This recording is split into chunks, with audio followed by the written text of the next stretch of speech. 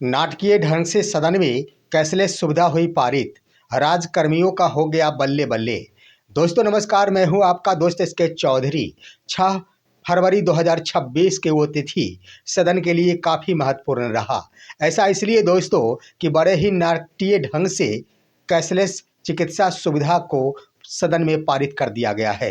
दोस्तों आइए आज के इस वीडियो में हम चर्चा करते हैं कि राजकर्मियों का बल्ले बल्ले हो गया है। क्या यह सुविधा शिक्षकों को मिल सकेगा या फिर शिक्षक यूं ही यह कैशलेस चिकित्सा सुविधा से वंचित रह जाएंगे। लेकिन इस पर विस्तार पूर्वक चर्चा करने से पहले मैं आपसे गुजारिश करूंगा, अगर आपने अभी तक हमारे इस चैनल सुसत्य वचन को सब्सक्राइब नहीं किए होंगे तो कृपया अभी सब्सक्राइब कर लेंगे। दोस्तों बड़े ही नाटकीय ढंग से सदन में कैशलेस चिकित्सा सुविधा को पारित कर दिया गया और ऐसा इसलिए कि सरकार के ही विधायक के द्वारा इस पर सवाल उठाया गया और मुकरने के उपरांत सरकार के ही दूसरे विधायक ने जब इस पर घेराबंदी शुरू की तब सरकार के ओर से ही इसे पारित कर दिया गया। आइए इस पर चर्चा करते हैं शुरू से। दोस्तों आपको पता होगा कि कैशलेस सुविधा आखिर है क्या। कैशलेस चिकित्सा सुविधा वो सुविधा है जिसके अंतर्गत कर्मियों को जब इलाज के दौरान पैसे हो या फिर ना हो, पैसे अदा नहीं करना पड़ता, चाहे वो कोई भी कर्मी हो। अभी तक बिहार सरकार के कर्मियों के लिए यह सुविधाएं लागू नहीं की गई थी, लेकिन 6 फरवरी के दिन सदन में इसे पारित कर दिया गया। वो कैसे दोस्तों कि सदन के अंतर्गत बीजेपी विधायक राघवेंद्र प्रताप के द्वारा यह डिमांड की गई सरकार से कि राज्य कर्मियों के साथ साथ जितने भी एमएलसी विधायक हैं उन सभी को कैशलेस चिकित्सा सुविधा सरकार मुहैया कराए। और उनके द्वारा सवाल पूछे जाने पर स्पीकर की ओर से यह कहा गया कि ठीक है, इस पर विचार किया जाएगा। यहाँ पर स्वास्थ्य मंत्री के स्तर से भी यह बयानें आई कि अगले 1 सप्ताह के बाद इस पर हम सभी बैठक करेंगे और उस पर विचारोपरांत निर्णय लिया जाएगा। लेकिन अड़ गए वो राघवेंद्र प्रताप बीजेपी विधायक, जिसका अन्य बीजेपी विधायकों ने भी समर्थन किया और यही बातें कही कि आखिर अलग से बैठक करने की क्या ज़रूरत है। जिस पर आखिर राघवेंद्र प्रताप के द्वारा ये बयानें दी गई कि सरकार मौजूद है, यहाँ पर मंत्री मौजूद है, उसके बाद भी आखिर किसके साथ बैठक होगी। यहाँ पर सभी के सभी लोग बैठे हैं, तो आखिर इस पर फैसला क्यों नहीं ले लिया जाएगा।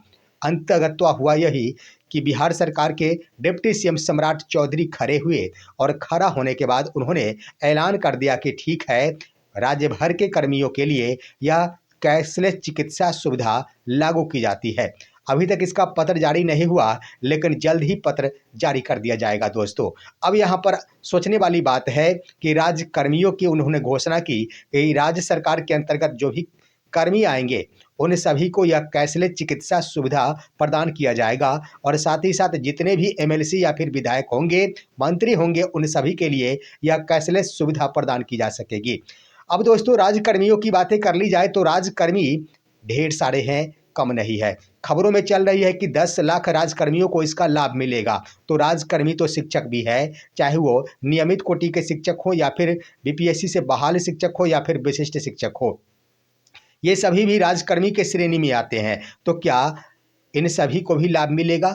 यहाँ पर यही एक समस्या उत्पन्न हो चुकी है, क्योंकि 10 लाख राज्यकर्मियों को इससे आच्छादित होने की बातें सरकार के स्तर से सदन में कह दी गई। तो 10 लाख ही नहीं, पूरे अगर कर्मियों की संख्या को गिन दिया जाता है, लगभग 6 लाख के आसपास तो शिक्षक ही हो जाएंगे। इसमें से मात्र 73,000 को काट दिया जाता है, फिर भी 5 लाख के आसपास सिर्फ शिक्षक हो जाएंगे और 10 लाख अन्य कर्मी होंगे। कुल मिलाकर 15 लाख हो जाएंगे। लेकिन 10 लाख कर्मियों के ऊपर भी 10 लाख कर्मियों के ऊपर ही लागू होने की बातें की जा रही, जिसके कारण शिक्षकों में संशय व्याप्त हो गया है। अब आइए दोस्तों हम आपको बता देना चाहेंगे कि यूपी सरकार ने हाल ही में 29 जनवरी 2026 को कैबिनेट की मुहर लगाते हुए वहां तमाम कार्यरत शिक्षकों के लिए यह कैशलेस चिकित्सा सुविधा प्रदान कर डाली है और यूपी में लगभग 12.5 लाख कर्मियों को इसका लाभ दिया गया है। इससे यह स्पष्ट हो रहा है कि बिहार सरकार भी शिक्षकों को यहाँ पर भूलेगी नहीं। बिहार सरकार भी शिक्षकों का पूरा ख्याल रखेगी, शिक्षकों को भी इसका लाभ मिलना चाहिए। यहीं पर अगर सरकार की नज़रों में शिक्षकों का ध्यान नहीं, तो मैं कहना चाहूँगा कि शिक्षकों को भी इससे आच्छादित किया जाना चाहिए। यह कैशलेस मेडिकल सुविधा शिक्षकों को भी प्रदान किया जाना चाहिए, क्योंकि राज्यकर्मियों की बातें कह दी गई तो राज्यकर्मी आज शिक्षक भी है और तमाम सुख सुविधाएं राज्यकर्मियों के भांति ही दे हो रही, तमाम भत्ते भी राज्यकर्मियों के भांति शिक्षकों को दिया जा रहा है, तो यह कैशलेस चिकित्सा सुविधा भी शिक्षकों को मिलना चाहिए। अब आइए दोस्तों बताते हैं कि यह चिकित्सा सुविधा जो कैशलेस व्यवस्था है वह होता क्या है, इस पर विचार करने की आवश्यकता। तो वही बातें मैंने शुरू में कह दिया कि वह वैसी सुविधा है जिसके अंतर्गत मरीजों को या फिर उनके परिजनों को, वो मरीज हो या फिर उनके कोई भी परिजन हो, वो अगर बीमार पड़ते हैं, किसी भी प्रकार की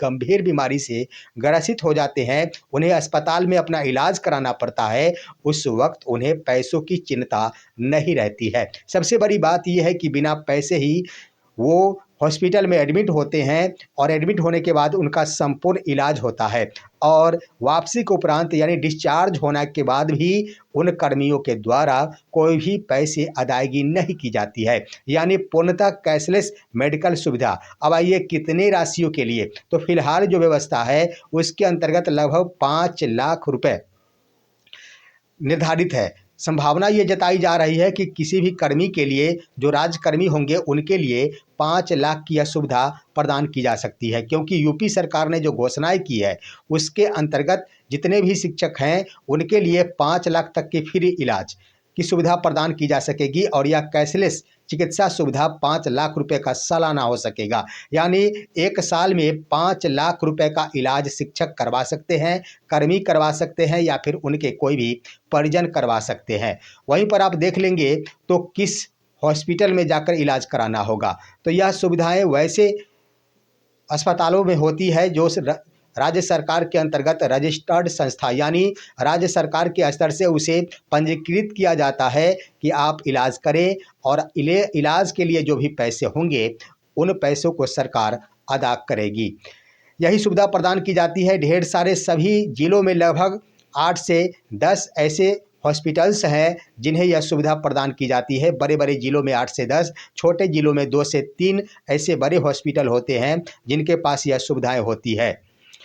प्रधानमंत्री के तहत योजना के तहत जो चिकित्सा सुविधा है और वह सुविधा जिस अस्पतालों में होती है उन अस्पतालों में भी कर्मियों के द्वारा इलाज कराया जा सकता है, उन्हीं अस्पताल में ये भी सुविधाएं प्रदान की जाती। अब आइए इस पर सरकार का खर्च क्या होता, तो दरअसल दोस्तों यह एक प्रीमियम होता है या एक इंश्योरेंस की प्रक्रिया होती है। सरकार के स्तर से तमाम कर्मियों का इंश्योरेंस कराया जाता है और सरकार एक मुश्त ही सालाना उसका व्यय करती है। जो यूपी सरकार के स्तर से किया गया है उसमें प्रति शिक्षक, प्रति कर्मी 3,000 रुपये सालाना खर्च आएंगे, यानी 3,000 रुपये एक व्यक्ति पर यूपी सरकार खर्च करेगी और उसी सालाना खर्च के अनुरूप ही तमाम कर्मी 1 वर्ष तक 5 लाख रुपए तक का इलाज करा सकते हैं। अब आइए दोस्तों उसी तरह की सुविधा बिहार सरकार भी यहाँ पर लागू करेगी। यहाँ कर्मियों के लिए 5 लाख की सुविधा तो प्रदान कर दी गई है। संभवतः यह इंश्योरेंस तक से संबंधित योजनाएं होती है तो इंश्योरेंस बिहार सरकार के लिए भी प्रीमियम के रूप में वही लागू होंगे। लेकिन अब आइए कि एमएलसी, विधायक और मंत्रियों के लिए यह सुविधा, तो इसके लिए भी प्रावधान में बदलाव किया जा सकता है, क्योंकि उन सभी के लिए संभावना जताई जा रही है कि ज़्यादा रुपए की व्यवस्था की जा सकेगी, यानी उन सभी के लिए ज़्यादा राशि यानी अधिक से अधिक रुपए का इलाज कराने का प्रबंध किया जा सकता है, इसमें बदलाव किया जा सकता है। लेकिन कर्मियों के ऊपर यह 5 लाख तक की सुविधा मुहैया कराई जा सकती है। तो कुल मिलाकर कहा जा सकता है कि 6 फरवरी का दिन सदन काफ़ी महत्वपूर्ण फैसला लिया है और जहां राज्य कर्मियों को बल्ले बल्ले कर दिया गया है, वहीं पर शिक्षकों को भी संभावना जताई जा रही है कि इसका लाभ मिलेगा और शिक्षक भी इससे लाभान्वित हो सकेंगे। वैसे देखा जाए तो शिक्षकों को जो भी वेतन मिलता है उसे ठीक ढंग से अपने बच्चों का पालन पोषण एवं खाने पीने में ही शिक्षक खर्च कर दिया करते हैं। ऐसे में परिजन अगर बीमार पड़ते हैं या फिर स्वयं भी किसी भी गंभीर बीमारी से ग्रसित हो जाते, उस समय दर दर की ठोकरें खानी पड़ती है बिहार के शिक्षकों को। यह सुविधाएं अगर लागू कर दी जाती है तो एक बहुत बड़ी राहत शिक्षकों को मिलेगी और शिक्षक इससे लाभान्वित हो सकेंगे। फिलहाल यह आज की खबर यहीं तक। आप सभी हमारी इस वीडियो को लाइक कीजिए, अन्य दोस्तों के पास शेयर कीजिए और आप दीजिए अपने दोस्त को इजाज़त। हम फिर मिलेंगे आपसे अगले वीडियो में, तब तक के लिए नमस्कार।